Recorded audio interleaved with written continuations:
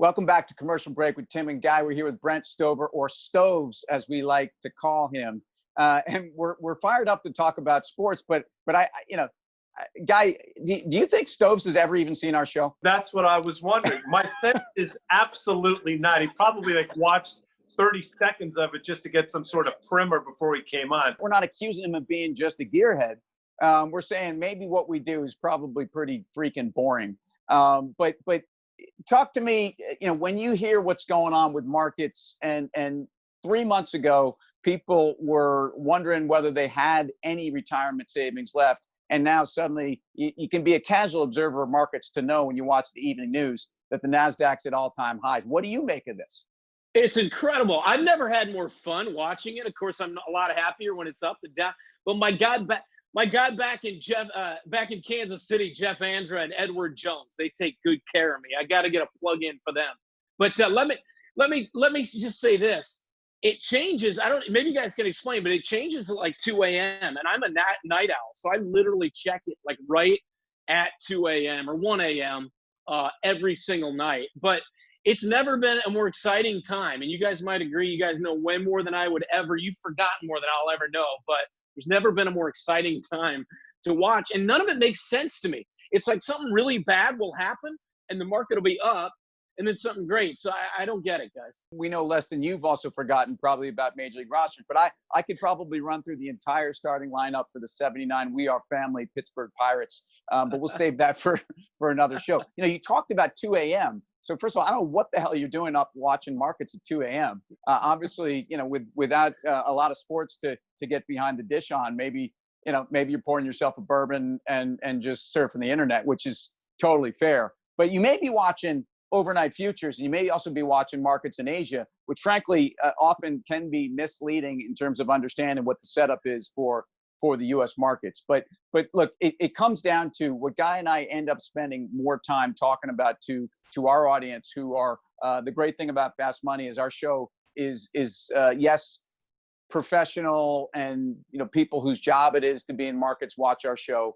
We're kind of like the Sports Center for markets, but there's a lot of our audience are retail investors and folks that don't do it for a living and truly don't want anybody talking over them.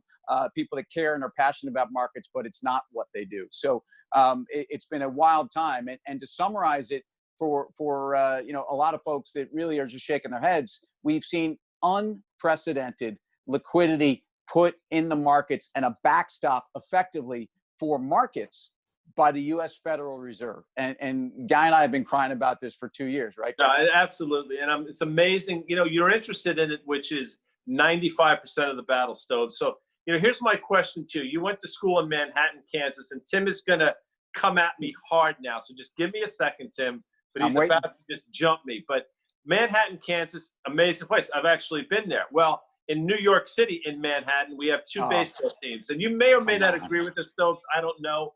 But playing for the Mets is not the same as playing in New York, number one. And number two, I just read today that the Mets are going to pipe in some Fugazi crowd noise during these games they're playing. What's your thoughts on that? Because I can't believe the Yankees would ever do something like that. They would never do anything like that. The Mets are like AAA, right? I mean, they may as well be like the Long Island Ducks. Hey, I'm a Kansas City Royals guy, so 2015 being able to celebrate. Yeah.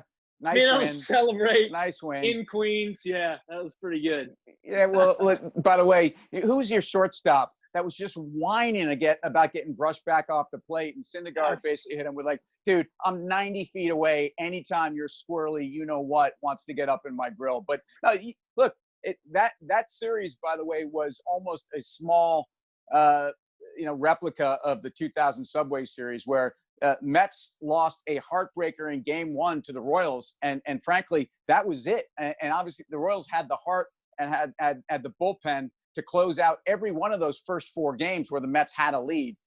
So I grant you that, but I'm surprised you're I guess an AL guy with the Royals, but I mean, you're covering the senior circuit. I mean, you're covering the Cardinals. The Cardinals are in your backyard. You're with the Bucks. Why are you selling out and just yes-manning Guy about what's going on in the American League when if anyone has been known to to try to kind of set the entire atmosphere in an overly contrived way. This is what the Yankees do. This is their whole game. Sounds like you bought in, man. I was kissing up to Guy basically because growing up, the Yankees are the evil empire. Like and literally it's the same. I watch the Yanks every night just to root against them, to be honest, and root against my friends. Here we go. So here we go. That's the truth. By the way, that shortstop was Alcides Escobar. And that was the best moment the Mets had in that World Series. I think he's out of the game right now, by the way. I think he is no longer. Yeah. You know what? You say that with such disdain. You know who else is out of the game?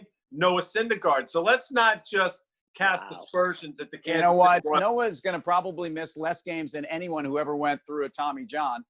Two, Noah Syndergaard won the CNBC stock draft and beat me and a couple other professionals at picking stocks. So, Noah, we love you, buddy. And in fact, I got your back now. I got your back when you're on the hill, and I got your back in front of the stock charts. So anyway, continue, Matt. So Brent, let me ask you a question. So sideline of an NFL game, what's that like? I know you've been down there. Can you just? Sure. I've never been on the sideline. I've been on the sideline pregame, never been there during a game. What's it like? It's the best atmosphere ever. I mean, the hitting and the speed, that's the thing. Like, I covered a lot of college football now. I did more NFL back when I was doing local TV. But the biggest difference is the speed, the noise. And when I used to cover the Chiefs going to Arrowhead every Sunday, that's the loudest, best atmosphere in the NFL. That in Seattle and maybe Pittsburgh. But I mean, it's up there. Speaking of, can I give a plug to the Chiefs? First time in 50 years. And hey, listen, because of COVID, I don't know when we're going to have a world champion of any kind anytime soon. So I guess the Chiefs, they were the last champion that we had in major sports. So they might just be the champions of all sports forever. Congratulations. Kansas City deserves it. And you know, your coach deserves it. Lenny Dawson fame and that whole crew, you know, are loving what's going on. The question really is, did Mahomes get a good deal, or is he not getting enough guaranteed money? For the fan that doesn't really understand how these contracts work, was that a good contract? Listen, he kind of gave him the hometown advantage of there's literally no cap hit or very small cap hit for 2020 and 2021. So his idea was, hey, continue to build around me. And I think that really sets a nice tone. So it's more of a backloaded contract. No matter what, with NFL, these contracts, you got to look at the guaranteed money. And based on what other guys are getting, like what the market is in the NFL, I think it's a fantastic deal for him. While at the same time, any NFL team that would have the opportunity to give him that exact same deal for the exact same situation, the $500 million over 10 years, would literally run to the table to do the exact same thing the Chiefs did. You know, the Chiefs in the first Super Bowl they played, and they're matriculating down the field. I know you know what I'm talking about. Many of the people here know as well. Let me ask you this question. Are the Tampa Bay Buccaneers with Tom Brady and all 40 whatever years old, are they going to be able to they are surprised. I know that's everybody's sleeper pick. Are they as good as people think? Because their defense was actually decent last year. Their defense, their wide receivers are good too. Listen, I wouldn't bet against them. They're definitely a playoff team. I think they can win the NFC South. Are they a Super Bowl champion team? I don't know about that. I don't know. I mean, Brady's good, but if you watched him last year now, let's be honest. Like, he was slowing down just a little bit like Peyton Manning did at the end of his career. So I don't know. Listen, he's still Tom Brady. There's going to be a lot of excitement. They got a lot of weapons. But I don't know that he's still a Super Bowl champion caliber quarterback. You need to come down and watch us whenever we get back in the studio on Fast Money, because then that means you have to invite us to come to the studio when you're doing something fun at CBS Sports. Hey, I appreciate it. We need the broadcast center to open up at some point, you know.